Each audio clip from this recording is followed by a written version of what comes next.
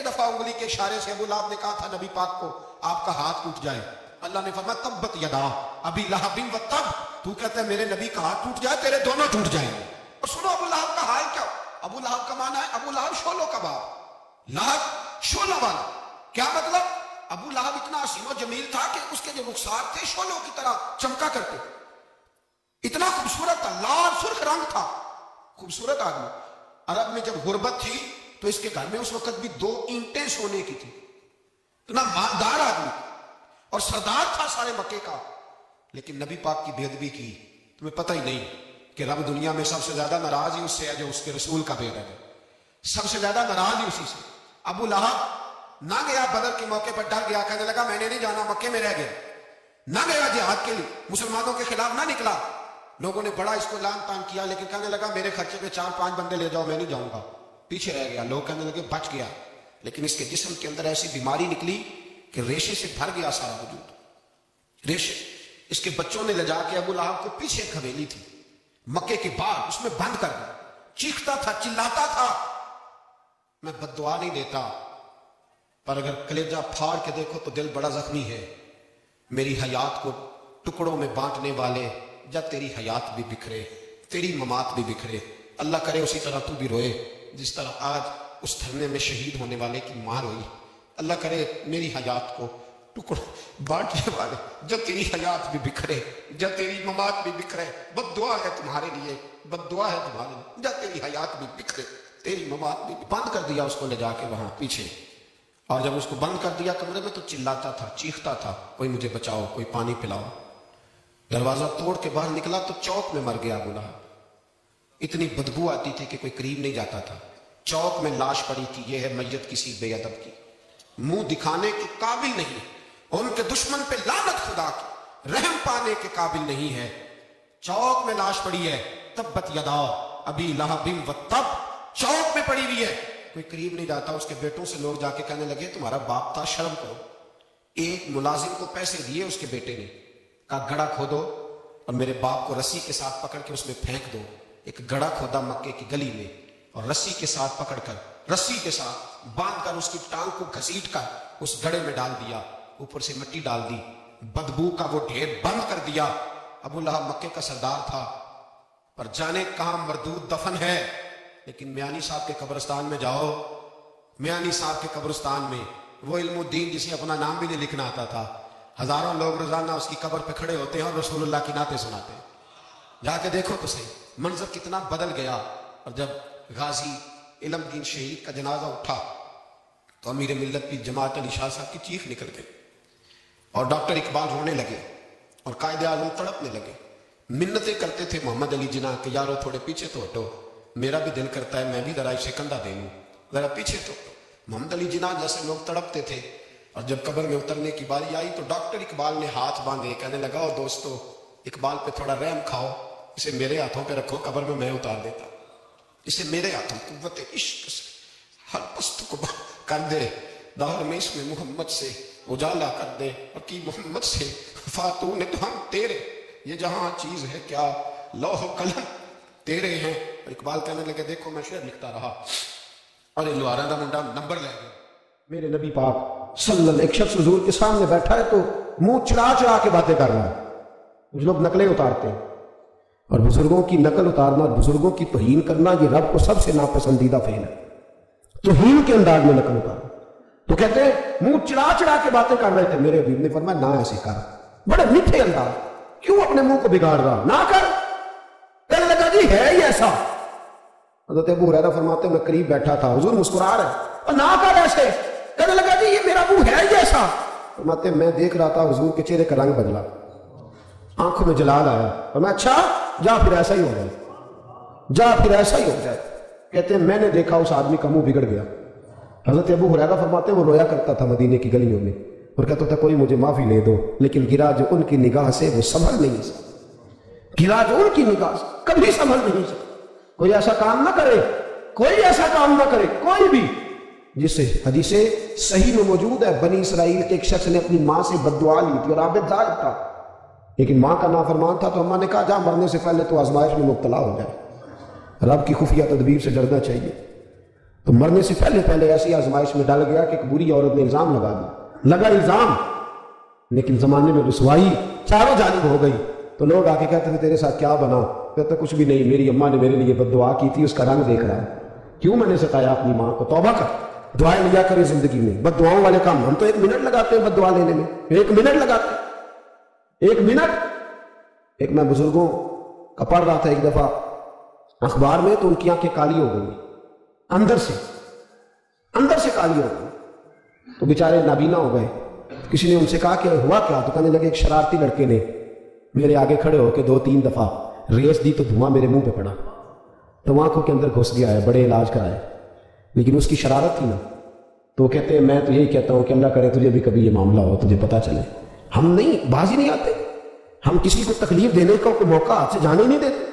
میرے عزیزو یاد رکھو، ڈھونڈا کرو کہاں کہاں کس کس کو ستا بیٹھے، کس کس کی توہین کر بیٹھے، کہاں کہاں ہم نے لوگوں کے بد دعائیں اکٹھی کی. بد دعائیں پیچھا کرتی ہیں، جس طرح دعا پیچھا کرتی ہے بد دعا بھی پیچھا کرتی ہے، وہ پیچھے پیچھے چلتی ہے، وہ تاڑتی ہے. عتبہ نے میرے رسول پاک صلی اللہ علیہ وسلم کی بے ادبی کی.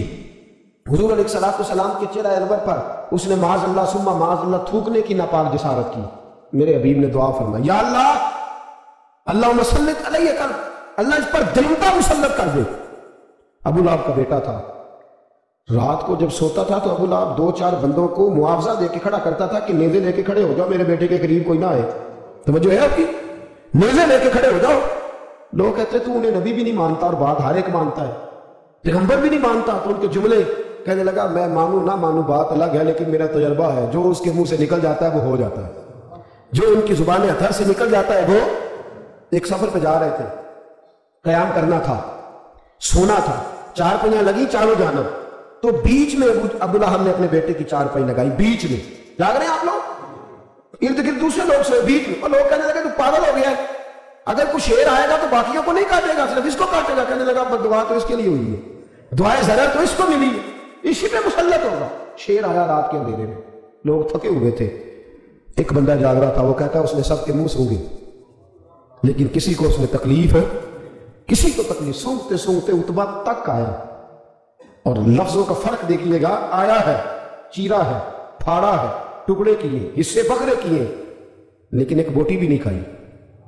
مار دیا، چہرہ بگاڑ دیا، وجود کاٹ دیا، چلا گیا قتل کر کے، کھایا نہیں ایک لقمہ بھی اس کے وجود. بھائی درندے پھاڑنے آتے کہ کھانے آتے؟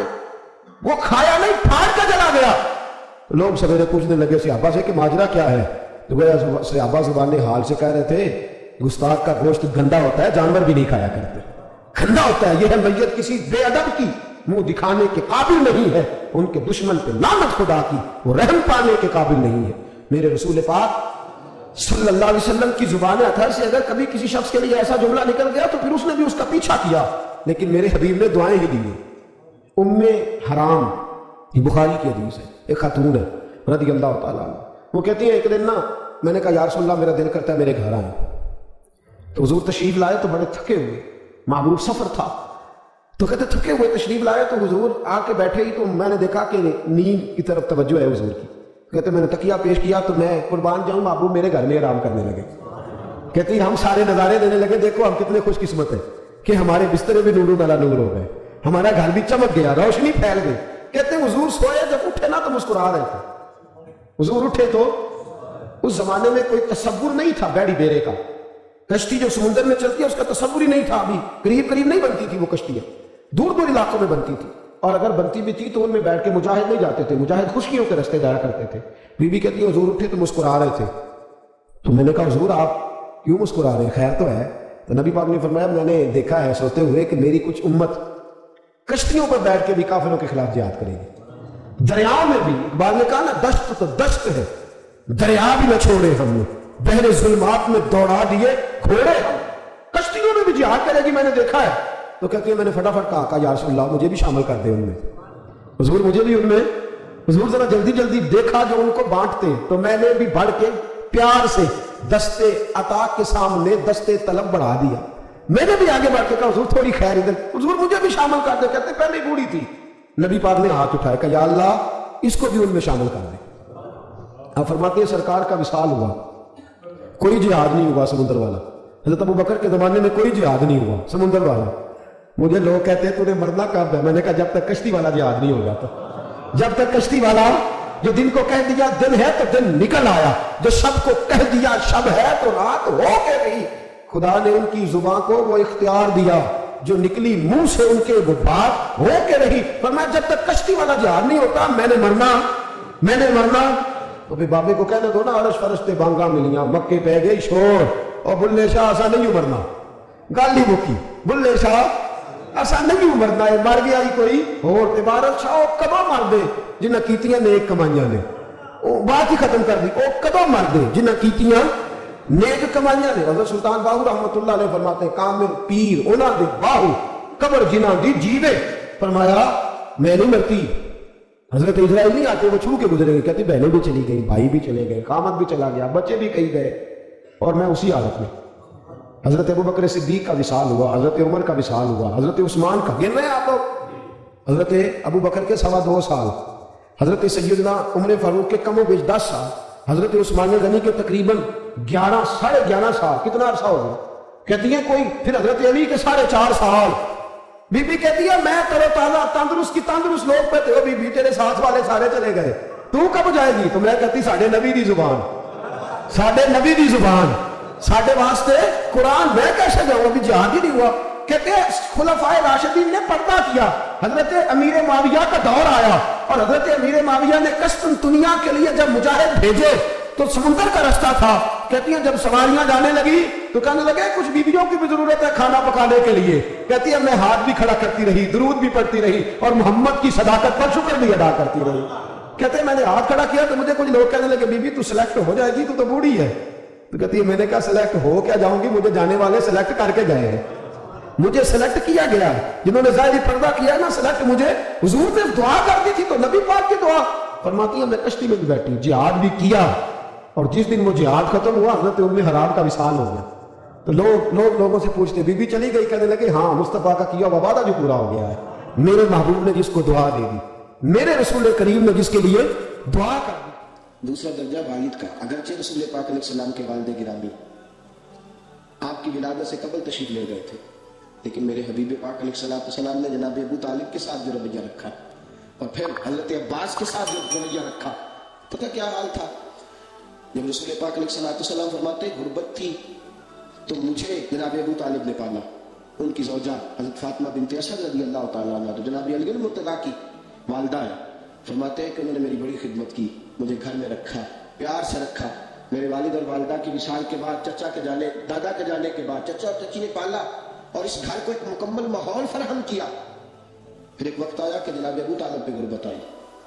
نبی کریم صلی اللہ علیہ وسلم بکریاں چلانے جاتے تھے اور وہاں سے جو اجرت لے کے آتے تھے سیدھی لا کے چچا کی ہتھیلی پہ رکھتے تھے، چچا کی ہتھیلی پہ رکھتے اور فرماتے تھے کہ چچا آپ اپنے مصارف کے لیے اس کو خرچ کر سکتے ہیں، یہ عالم. اور پھر چچا نے بھی تو کمال کر دی نا، پھر اس چچا نے بھی تو کمال کر دی نا. سارے لوگ کٹھے ہو کے آ گئے نا حضرت ابو طالب کے پاس اور آ کے کہا کہ جناب اپنے بھتیجے کو منع کیجیے ورنہ ساری برادری آپ کی مخالفت کرے گی. حد ہو گئی، اب حد ہو گئی. اب ساری ان سے کہیے کہ انہیں دولت چاہیے یا عرب کی کوئی خوبصورت عورت چاہیے یا معاذ اللہ کوئی اور چیز کا مطالبہ کرتے ہیں تو ہم دینے کو تیار ہیں، لیکن ان کو کہتے ہیں کہ یا تو تبلیغ چھوڑ دے، یا ان کا یہ بھی کہنا ہے کہ جو آپ کا مطالبہ ہے آپ بتلائیں. حبیب پاک علیہ السلام نے فرمایا کہ اگر وہ میرے سیدھے ہاتھ پہ چاند رکھیں، دوسرے پہ سمجھ رکھیں، پھر بھی میں اللہ کی توحید کا اعلان کرتا ہی رہوں گا، میں تو اس دعوے سے باز نہیں آؤں گا. جناب ابو طالب نے کہا بھتیجے پھر میں بھی بوڑھا ہو گیا. توجہ ہے آپ کی؟ میری بات سمجھ میں آ رہی ہے؟ جس آدمی کا بڑا سہارا ہونا، بڑا، وہ جب کہتا ہے نا نہیں، بندہ کی نا کچھ امیدیں وابستہ ہوتی ہیں کچھ لوگوں کے ساتھ.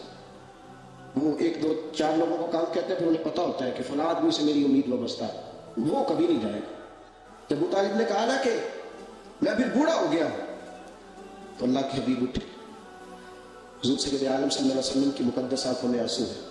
کوئی حضور فرما رہے ہیں کہ چچا باپ کا بھائی کی نہیں کرتا جائیداد کے تنازع میں جتنی بھتیجے اٹھ کے کرتے. جناب ابو طالب نے دیکھا کہ رسول پاک نے رخ پھیرا، آنکھوں میں آنسو ہے. چچا تیری مرضی، یہ لفظ کہے کہ حضور کی آنکھیں بھر آئی.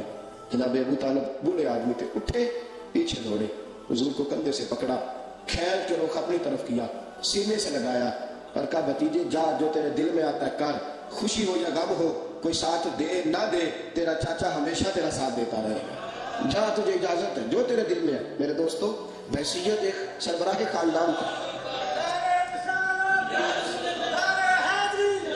अब इन रिश्तों का तकत। और फिर जब जनाब अबू तालिब का विसाल हुआ और जनाब खतरतुल कुबरा भी उसी साल में गई, तो आमुल हुज़्न कहा ये गम का साल है, ये गम का साल। रिश्तों का तकद्दुस जो नबी पाक अलैहिस्सलाम के आने पे कायम हुआ, कबल इसके इंसानियत इससे आशना न थी। रिश्तों को जो मोहब्बत और खुलूस का रंग मेरे मुस्तफा ने अता फरमाया, दुनिया के किसी कानून में उसका तसव्वुर भी नहीं किया जा सकता। अल्लाह के पास ना एक बूढ़ी अम्मा अपना बेटा छोड़ गई, तो हज़रत साहब ने को 2, 4, 5 महीने रखा। तो बाद में उसकी अम्मा को बुला के कहा कि भाई तू बेवा है, बेटा तेरा यतीम है, मैं नहीं चाहता कि इसका वक्त ज़ाया हो। ये पढ़ने पढ़ने वाला कोई नहीं, सारे नहीं भाई पढ़ने वाले होते। अब यहाँ उलमा बैठे हैं, मैं बेअदब भी ना हो जाऊँ। कुछ पूरे 8 साल लगा के भी आ जाते हैं, सनद भी उनके पास होती है। नाराज ना हो जाना, ये तो सब अच्छे लोग हैं, सनद होती है पर पता तो कोई नहीं होता। ये आला हज़रत ने लिखी है बात, सनद होती है, पूरी डिग्री होती है, उस पर कई लोगों के साइन भी हो। तो बहुत सारे तालिब इल्म ऐसे होते हैं जो मदारस में कहते हैं मैं फाजल फलां हूँ, लेकिन कोई शय पास। तो मौलाना सरदार अहमद साहब मुहद्दिस आज़म पाकिस्तान रहमतुल्लाह अलैह उस बूढ़ी को कहने लगे तेरा बेटा कौन देना, पढ़ना पढ़ाना इसने कुछ भी नहीं, तो यतीम बच्चा है, कल को तो कहेगी कि मेरे बेटे ने वक्त ज़ाया किया तो वापस ले जा।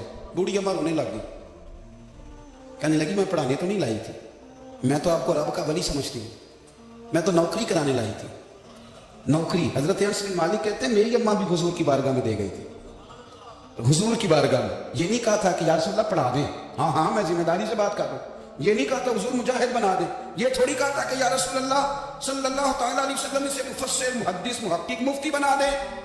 हजरत अनस की अम्मा कह गई थी सोनिया जब तक ये रहेगा ना आपकी नौकरी करेगा, ये घर के काम काज करेगा, ड्यूटी करेगा, हुजूर ये आपकी नौकरी करेगा। तो मेरे महबूब ने फिर दुआ कर दी, अल्लाह इसे बरकत अता फरमा। तुम समझता है खिदमत वाला खाली रह जाता है? जितना जायका खिदमत वाले को मिलता है, जो उसके नसीब में आता है, वो किसी का नसीब कहां भाई। हजरत अनस कहते हैं हुजूर ने दुआ कर दी, बरकत की। मुझे तो खेती बाड़ी आती भी नहीं थी, पर लोगों के बाग में साल में 1 दफा फल लगता था, मेरे बाग में 2 दफा लगता था। हुजूर ने दुआ कर दी अल्लाह इसे औलाद दे। फरमाते हैं मेरे बेटे, मेरे पोते, मेरे नवासे, मेरी बेटियां, फरमाते हैं मैं जिंदा हूं और मेरी 100 औलादे मौजूद हैं। परेशान हो गया 100 सुन के बच्चे 2 ही अच्छे, 100 औलादे मेरी मौजूद है। हजरत अनस मौलाना सरदार अहमद साहब के पास ना छोड़ गई बच्चा, कहने लगी हजरत जी मैं को पढ़ाने के लिए थोड़ा छोड़ गई हूँ, मैं तो इसलिए छोड़ के गई हूँ कि आप मेहरबानी करें खिदमत कराएं। तो हजरत जी कहने लगे कोई ऐसा काम ही नहीं खिदमत वाला, क्या कराऊं? कहने लगी पट्ठे पवा लिया करो जी। उन लड़ पेंदे ने, कहने बच्चे काम कर दें मदरसे। हालांकि अब कहाँ बच्चे काम करते हैं, अब तो गुजर गया दौर, अब तो बच्चे काम कराते हैं। अब बच्चे भी नाराज हो रहे हैं, घूर घूर के देख रहे हैं। सही कह रहा हूँ आपको, बच्चे काम कराते हैं, बच्चे क्या काम करते हैं? कहने लगे ये चारा डाले करेगा आपकी भैंसों को।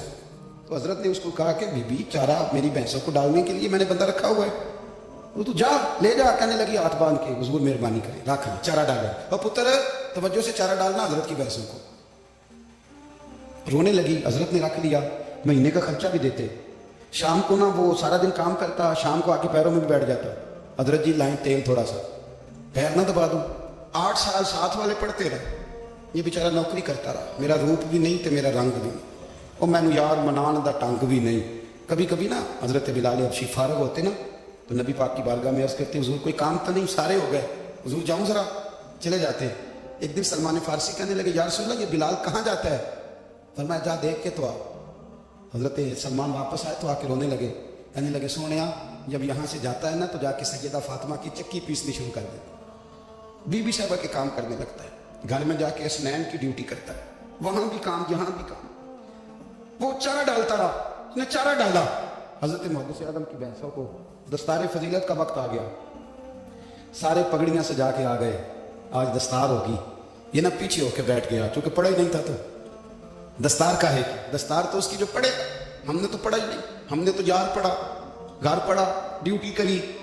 हजरत मुहद्दिस आज़म रहमतुल्लाह अलैह के यहाँ जब ऐलान होने लगा ना कि अब दस्तार होगी, तो हजरत ने पहला ऐलान उसका फरमाया। तो मजाना बंदा कपड़े भी कभी कभी बदल देना, वो कहता है जिस हाल में भी था मैं पलट के देखने लगा कि पढ़ा पढ़ा तो है, कोई शायद तो ये माजरा क्या है। पीछे से उठ के आए, तो कहते हैं बाकियों की दस्तार किसी आलिम ने की, किसी सूफी ने की, लेकिन ये भैंसों को चारा डालने वाला जब आया तो मुहद्दिस आज़म ने फरमाया पगड़ी के बाल को कोई हाथ ना लगाए, ये सारी दस्तार मैंने करनी है। اور فرماتے ہیں حضرت بال بھی دیتے جاتے تھے اور آنسو بھی بہاتے جاتے تھے، ماتھا بھی چومتے تھے اور فرماتے تھے دستار کے بعد چلا تو نہیں جائے گا؟ یار مجھے تو عبادت بھی نہیں رہ گئی، مجھے تو چابیوں کو بھی نہیں پتا کون سی کہاں رہتی ہے، جائے گا تو نہیں؟ تو رو پڑا کہنے لگا سونے جائے تو وہ جس کے پلے کچھ ہے ہو، آتا جاتا تو ہے کچھ نہیں، مجھے کس نے رکھنا ہے، میں نے کہاں جانا ہے، ادھر کہاں تو ادھر ہی رہوں گا۔ اس طالب علم کے سارے استاد بھائی کہتے ہیں اس نے دستار کرائی، پڑھایا کچھ نہیں، پر جو مسئلہ اڑ جاتا تھا نا، وہ جو اڑ جاتا تھا نا، وہ جا کے اس سے پوچھتے تھے تو کتابیں کھولنے کی ضرورت نہیں پڑتی تھی۔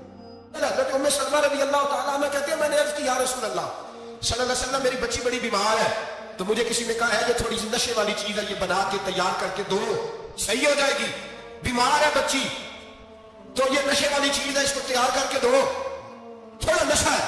اگرچہ بعض میں نے شروع میں کہا بعض لوگ مریض کو، سخت مریض کو ایسی ادویات جو مجبوری بن جائے اس کی گنجائش اور اجازت دیتے ہیں، محتاط علماء تو اس میں بھی بہت ساری چیزیں پہلے بیان کرتے ہیں، لیکن اس نے کہا کہ میرا نشہ دینا ہے شفا کے لیے۔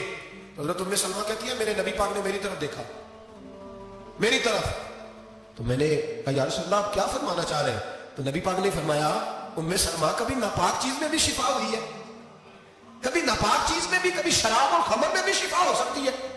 شفا آپ کریم نے رکھی ہے پر شہد کے اندر رکھی ہوئی ہے، شفا اللہ نے رکھی ہے قرآن مجید میں رکھی ہوئی ہے، تو اس میں بھی کبھی یہ حضور نے بیان کیا ہے کہ اس کے اندر شفا ہو سکتی ہے، تو امت کتنی دلیری کرتی ہے جو یہ مشورے دیتی ہے کہ اس کے اندر نشہ ہے، شراب ہے، تو کھانسی چلی جائے گی تو فلانی بیماری چلی جائے گی۔ نہ آؤ ان چیزوں پہ، نہ اپنے ایمان کو خرابی دو اور نہ ایسی باتیں کرو جس سے کہ ڈائریکٹ رسول اللہ صلی اللہ علیہ وسلم کے واضح ارشادات کی مخالفت ہو۔ میرے نبی پاک صلی اللہ علیہ وسلم نے فرمایا، اور پھر کچھ لوگ کہتے ہیں تھوڑی پی ہے نہیں، اب تو میں تجزیے میں پڑھ رہا تھا کہ ایسی شراب ایجاد ہو گئی ہے لوگ شراب پیتے ہیں اور وہ مست بھی رہتے ہیں، کار بھی چلاتے رہتے ہیں، کہتے ہیں جی نہیں ہمارا ذہن معروف نہیں ہوا تو یہ والی صحیح ہے، نشہ نہیں لاتی۔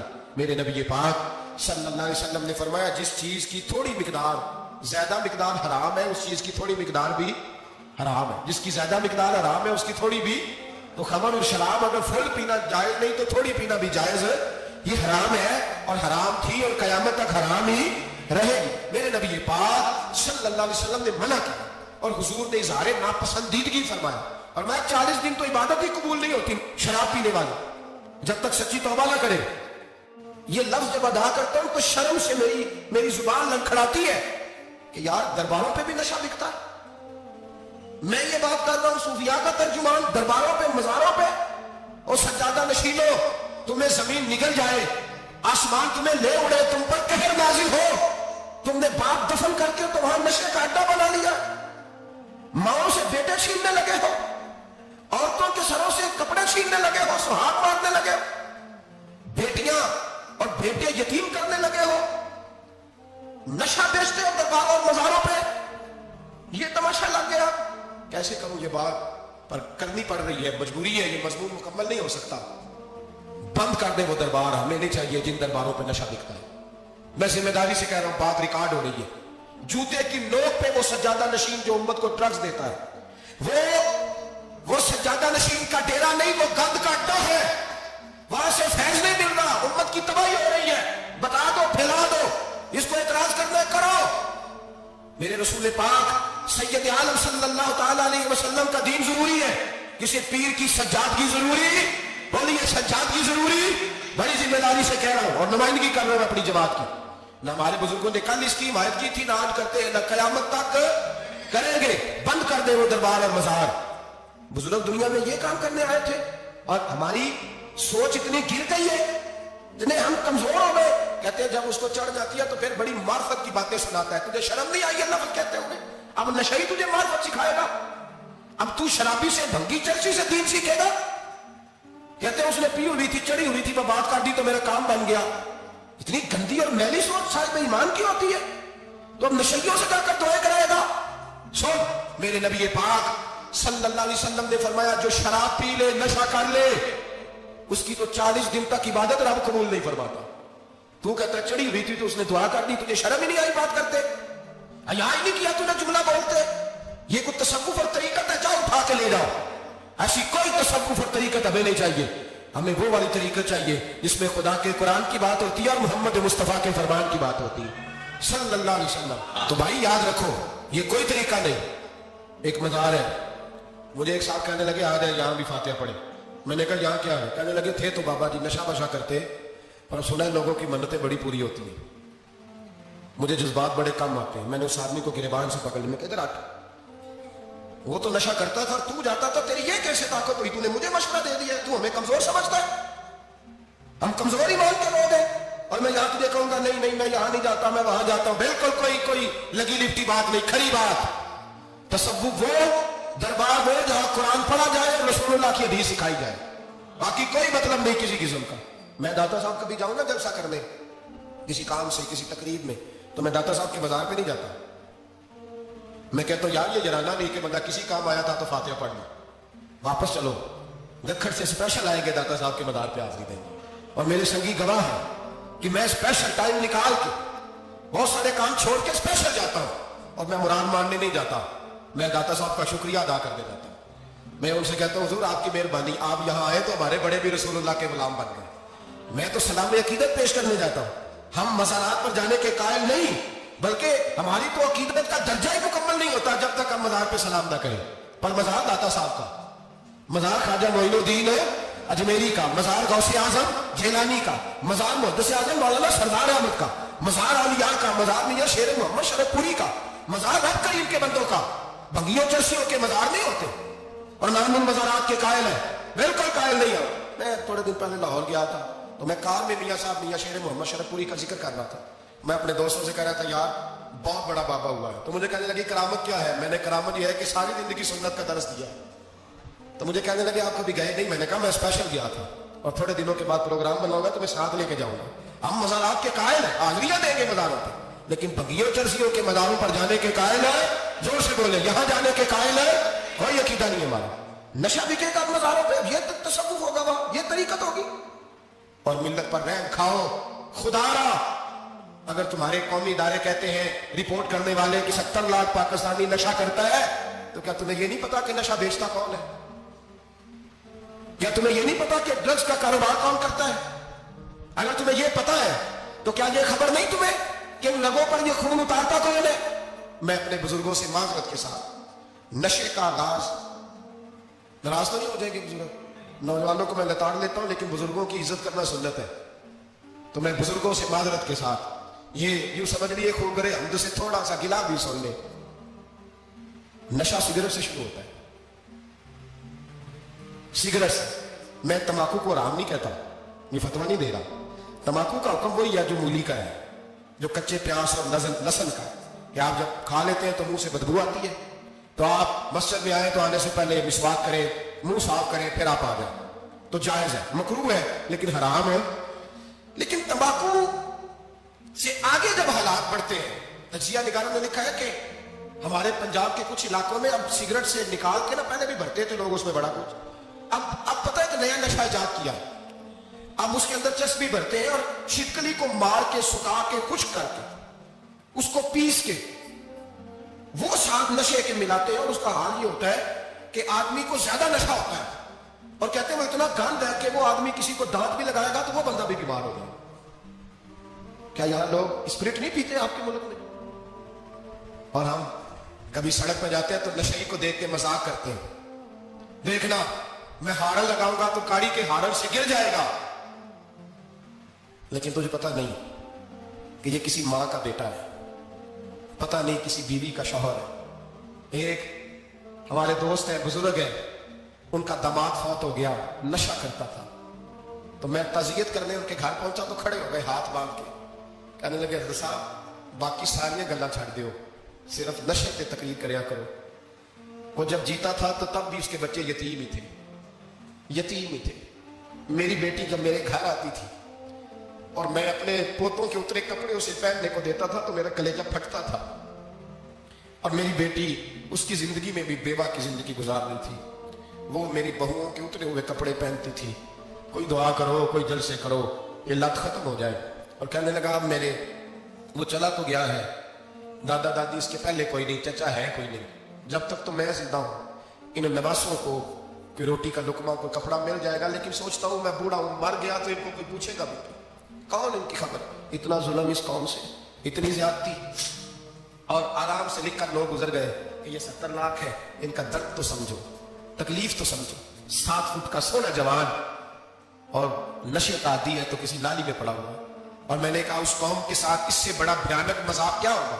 कोई दानिशवर था बड़ा जालिम, उस जालिम से कोई मशवरा लेने आया, उसने आके कहा तू बड़ा जालिम है, बड़े कड़वे मशवरे देता है, मेरा एक दुश्मन है, मैं उससे बदला लेना चाहता हूं, मेरा दिल करता है उसका बच्चा कत्ल कर दूं ताकि वो तड़पे।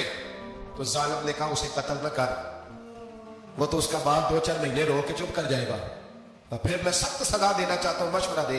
तो उसने कहा उसके बच्चे को नशे पे लगा दे, जिसका बच्चा नशा करेगा वो बाप रोज मरेगा, रोज जिएगा, वो मां रोज मरे जिएगी, नशे पे लगा दे। इस कौम के साथ सबसे बड़ा जुल्म ये हुआ कि मिल्लत का जवान नशे पे लग गया, ड्रग्स पे लग गया, इतने तबाह हालात हुए कि जवान चटती जवानियां। अम्मा ने किताब दे के भेजा था और कॉलेज से वापस आए तो नशे के टीके हाथों में पकड़े हुए, टीके। और आपके इस मुल्क के इस्लामाबाद में एक दिन मीडिया ने वो खबर भी वायरल की और वो चीज भी दिखाई लोगों को। 3 महीने का बच्चा लेके नशेड़ी सड़क पे आ गया, उसने कहा मेरा नशा खत्म हो गया, मेरा बच्चा खरीद लो, 2 पुड़ियां दे दो। तो वहां बीबियां जो सो रही थी वो भी चीखे मार के रो रही थी। ये जुल्म किया इस कौम के साथ, और करप्शन की लानत में इजाजत दी सप्लाई करने वालों को कि गली गली बेचे।